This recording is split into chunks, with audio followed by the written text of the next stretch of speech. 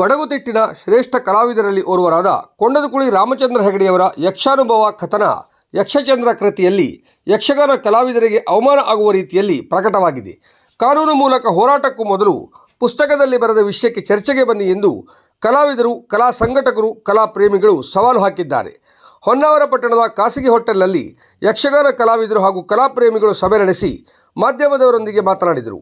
Yakshagana academy ಸದಸ್ಯ ವಿದ್ಯಾಧರ ಜಲವಳ್ಳಿ ಮಾತನಾಡಿ, ಕಳೆದ 1 ತಿಂಗಳಿಂದ ಯಕ್ಷಚಂದ್ರ ಪುಸ್ತಕದ ವಿವಾದ ಚರ್ಚೆ ಹುಟ್ಟುಹಾಕಿದೆ. ಕೊಂಡದಕುಳಿಯವರ ವೈಯಕ್ತಿಕ ವಿರೋಧಿಗಳು ನಾವಲ್ಲ, ಆದರೆ ಅವರಿಂದ ಪ್ರಕಟವಾದ ಪುಸ್ತಕದ ವಿಚಾರಕ್ಕೆ ನಮ್ಮ ವಿರೋಧವಿದೆ. ಜಿಲ್ಲೆಯ ಪ್ರಸ್ತುತ ಯಕ್ಷಗಾನದ ಲೆಜೆಂಡ್ ಬಳುಕೂರು ಕೃಷ್ಣಯ್ಯಾಜಿ ಕೊಂಡದಕುಳಿ ಎಂದರೆ ತಪ್ಪಾಗಲಾರದು. ಪುಸ್ತಕವು ಮುಂದಿನ ತಲೆಮಾರಿಗೆ ದಾರಿದೀಪವಾಗಬೇಕು. ಈ ಬೆಳವಣಿಗೆಯಿಂದ ಕಲಾ ಪ್ರಪಂಚಕ್ಕೆ ತಪ್ಪು ಸಂದೇಶ ಹೋಗಿದೆ. ನಮ್ಮನ್ನು ಅಗಲಿದ ಮೇರು ಕಲಾವಿದರ ಬಗ್ಗೆ ಬೌದ್ಧಿಕ ಮಟ್ಟದ ಕುಸಿತವನ್ನು ತೋರಿಸುತ್ತದೆ. ಹೆಸರಾಂತ ಕಲಾವಿದರನ್ನು ಕೀಳಾಗಿ ತೋರಿಸಿದ್ದಾರೆ. ಈ ಪುಸ್ತಕವು ಕೊಂಡದಕುಳಿ ಬದುಕಿಗೊಂದು ಕಪ್ಪು ಚುಕ್ಕೆಯಾಗಿದ್ದು, ಮುಂದಿನ ದಿನದಲ್ಲಿ ತಪ್ಪು ಒಪ್ಪದೆ ಹೋದರೆ ಕಾನೂನು ರೀತಿಯಲ್ಲಿಯೂ ಹೋರಾಟ ಮಾಡುವುದಾಗಿ ಎಚ್ಚರಿಕೆ ನೀಡಿದರು. ದೊಡ್ಡವರು ಮಾಡಿದಂತಹ ಸಣ್ಣ ತಪ್ಪನ್ನು ಯಾವತ್ತೂ ಕ್ಷಮಿಸಲಾಗದು. ಯಕ್ಷಗಾನ ರಂಗದಲ್ಲಿ ಪ್ರಸ್ತುತ ಕಾಲಘಟ್ಟಕ್ಕೆ ಕೊಂಡದಕುಳಿಯವರು ಅಂತ ಹೇಳಿದರೆ ದೊಡ್ಡವರು, ದೊಡ್ಡ ಕಲಾವಿದರು, ಶ್ರೇಷ್ಠ ಕಲಾವಿದರು. ನಾವೆಲ್ಲ ಅವರನ್ನು ಅನುಸರಿಸುವವರು, ಅನುಯಾಯಿಗಳು. ಆದರೆ ಈ ಪುಸ್ತಕ ಕೊಂಡದಕುಳಿಯವರ ಬದುಕಿಗೊಂದು ಕಪ್ಪು ಚುಕ್ಕೆ. ನಾವು ಅವರ ವಿರೋಧಿಗಳಾಗಿ ಅಲ್ಲ, ಅವರ ಅಭಿಮಾನಿಗಳಾಗಿ, ಹಿತೈಷಿಗಳಾಗಿ ಹೇಳುವುದು, ಈ ಪುಸ್ತಕವನ್ನು ಅವರು ಹಿಂಪಡೆಯಲೇಬೇಕು. ಒಮ್ಮೆ ನಾವೀ ಪತ್ರಿಕಾಗೋಷ್ಠಿಯನ್ನು ನಡೆಸಿದ ಮೇಲೆ ಕೊಂಡದಕುಳಿಯವರು ಇದನ್ನು ಹಿಂಪಡೆಯುವ ಪ್ರಯತ್ನ ಮಾಡಲಿಲ್ಲ ಅಂತಾದರೆ ನಮ್ಮ ಮುಂದಿನ ಹೆಜ್ಜೆ ಕಾನೂನು ರೀತಿಯ ಹೋರಾಟವನ್ನು ನಡೆಸಿ ಆ ಪುಸ್ತಕಕ್ಕೆ ಕಾನೂನಿನ ಪ್ರಕಾರವಾಗಿ ನ್ಯಾಯವನ್ನು ಒದಗಿಸಿ ಯಕ್ಷಗಾನ ಕ್ಷೇತ್ರಕ್ಕೆ ಅಪಚಾರ ಆಗದೇ ಇದ್ದ ಹಾಗೆ ನಾವು ಖಂಡಿತ ಕಾನೂನು ಹೋರಾಟವನ್ನು ಕೈಗೊಳ್ಳುತ್ತೇವೆ. ಇದಕ್ಕೆ ಯಾವುದೇ ಅನುಮಾನ ಇಲ್ಲ. ಕೆರಮನೆ ಶಿವಾನಂದ ಹೆಗಡೆ ಮಾತನಾಡಿ, ಸಾಧನೆ ಮಾಡಿದ ಕಲಾವಿದರನ್ನು ಕೇವಲವಾಗಿ ಬಿಂಬಿಸಲಾಗಿದೆ. ಕಲಾವಿದರ ಪಾತ್ರ ನಿರ್ವಹಣೆ ವೈಯಕ್ತಿಕ ಬದುಕಿನಲ್ಲಿ ತಪ್ಪು ತಿಳುವಳಿಕೆಯ ರೂಪದಲ್ಲಿ ಪುಸ್ತಕದಲ್ಲಿ ಬರೆಯಲಾಗಿದೆ.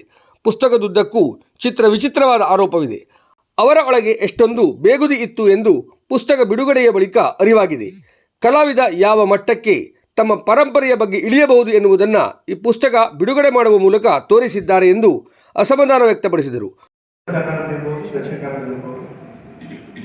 ಎಲ್ಲರಿಗೂ ಒಪ್ಪಿತವಾಗಿ ಬಹಳ ಸಾಧನೆ ಮಾಡಿದ ಕಲಾವಿದರನ್ನ ತುಂಬ ಹಗುರವಾಗಿ ಈ ಪುಸ್ತಕ ಮಾಡಲಾಗಿದೆ. ಈ ಮನಸ್ಥಿತಿಗೆ ಬಹಳ ಕಷ್ಟದಾಗಿದೆ. ಯಾವುದೇ ಒಬ್ಬ ಒಂದು ವೃತ್ತಿಯಲ್ಲಿದ್ದಾಗ ತನ್ನದೇ ಸಂಘಟನೆಗಳನ್ನು ಕೂಡ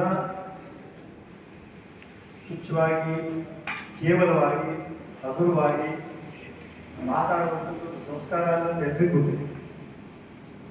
ನಮಗಿಂತ ಹಿರಿಯರು ಎಷ್ಟು ದೊಡ್ಡ ಸಾಧನೆ ಇವತ್ತು ಇಡೀ ದೇಶದ ತುಂಬೆಲ್ಲ ಯಕ್ಷಗಾನ ಬಗ್ಗೆ ಮಾತಾಡುವಂಥದ್ದು ಅಥವಾ ಜಗತ್ತಿನಾದ್ಯಂತ ಮಾತನಾಡುವಂಥದ್ದು ಕಾಣ್ತಾರೆ. ಅಂತೆಲ್ಲ ಕಾರಣ ನಮ್ಮ ಪೂರ್ವಸೂರಿಗಳ ದೋಷಗಳನ್ನೆಲ್ಲ ನಾನು ಹೇಗೆ ಕಂಡುಹಿಡಿದಿದ್ದೇನೆ ಇತ್ಯಾದಿಯಾಗಿ ನೇರವಾಗಿ ಅದು ಅವರ ಪಾತ್ರ ನಿರ್ವಹಣೆ ವಿಷಯದಲ್ಲಿ ಮತ್ತು ವೈಯಕ್ತಿಕ ಅವರ ಚಾರಿತ್ರ್ಯದ ವಿಷಯದಲ್ಲಿ, ಅವರ ಬದುಕಿನ ವಿಷಯದಲ್ಲಿ ಹೇಗೆ ತಪ್ಪು ತಿಳುವಳಿಕೆ ತುಂಬಲಿಕ್ಕೆ ಸಾಧ್ಯ ಇದೆಯೋ ಅಷ್ಟು ತಪ್ಪು ತಿಳುವಳಿಕೆ ಪುಸ್ತಕ. ಇದರ ಅಗತ್ಯ ಖಂಡಿತ ಅವರಿಗೆ ಇರಲಿಲ್ಲ. ಈಗ ಎಳೆದ ತಂದು ಈಗ ಶಂಭು ಹೆಗಡೆಯವರ ನನ್ನ ತಂದೆಯವರ ಬಗ್ಗಂತೂ 2-3 ಆಕ್ಷೇಪಗಳು ಬಹಳ ನೋವು ಕೊಡುವಂಥದ್ದು. ಈಗ ನಾವೇ ಬಂದಿದ್ದ ಪುಸ್ತಕದ ವಿಮರ್ಶೆಗ ನಮಗಾದ ನೋವನ್ನು ಹೇಳ್ಕೊಳ್ಳಿ. ಪತ್ರಕರ್ತ ಬಿ ಗಣಪತಿ ಮಾತನಾಡಿ, ಹಾಲಿನಲ್ಲಿ ಬಡಿಸಿ ಮೂತ್ರದಲ್ಲಿ ಕೈ ತೊಳೆಸಿದ ಹಾಗೆ ಯಕ್ಷಚಂದ್ರ ಪುಸ್ತಕದ ಬಗ್ಗೆ ವಿಮರ್ಶೆ ಮಾಡಬಹುದು. ನಿಮ್ಮ ಪ್ರತಿ ಆರೋಪಕ್ಕೆ ನಾವು ಚರ್ಚೆಗೆ ಬರಲು ಸಿದ್ಧರಿರುವುದಾಗಿ ಸವಾಲು ಹಾಕಿದರು. ಮೇರು ಕಲಾವಿದರಾಗಿ ತಮ್ಮ ವ್ಯಕ್ತಿತ್ವವನ್ನು ಪಾತಾಳಕ್ಕೆ ಹೇಗೆ ತೆಗೆದುಕೊಂಡು ಹೋಗಬಹುದು ಎನ್ನುವುದನ್ನು ತಾವೇ ತೋರಿಸಿಕೊಟ್ಟಿದ್ದೀರಿ. ಚರಿತ್ರೆ ಮತ್ತು ಪರಂಪರೆಗೆ ಭವಿಷ್ಯದಲ್ಲಿ ಉಂಟಾಗುವ ಅನಾಹುತದ ಸೂಚನೆ ಇದಾಗಿದೆ ಎಂದು ಆತಂಕ ವ್ಯಕ್ತಪಡಿಸಿದರು. ಆದರೆ ಯಕ್ಷಗಾನ ಹೇಗಿತ್ತು, ಹೇಗಿದೆ ಅನ್ನೋದ್ರ ಬಗ್ಗೆ ನೀವು ಯಾರ ಬಗ್ಗೆ ಇಲ್ಲಿ ಆಕ್ಷೇಪ ಮಾಡಿದ್ದೀರೋ ಆ ಆಕ್ಷೇಪಕ್ಕೆ ಒಳಗಾದಂಥ ಕಲಾವಿದರು ಬಿಟ್ಟು ಹೋದಂಥ ಪರಂಪರೆಯೇ ನಿಜವಾದ ಪರಂಪರೆ ಅಂತ ನಾನು ಭಾವಿಸ್ತೇನೆ. ನೀವಿವತ್ತು ಕೇವಲ ಕಲಾವಿದರಿಗೆ ಅವಮಾನ ಮಾಡಿದ್ದಲ್ಲ. ಕೊಂಡದಕುಳಿಯವರಿಗೆ ಶ್ರೇಷ್ಠತೆಯ ವ್ಯಸನ, ಇದರಲ್ಲಿ ಬಹಳ ಅಡಕ ಪ್ರಜ್ಞೆ. ಈ ಶ್ರೇಷ್ಠತೆಯ ವ್ಯಸನಕ್ಕೆ ಒಬ್ಬ ಮನುಷ್ಯ ಒಳಗಾದ ಏನಾಗತ್ತೆ ಅನ್ನೋದ್ರ ಬಗ್ಗೆ ಇಲ್ಲಿ ಬಹಳಷ್ಟು ದಾಖಲೆಗಳು.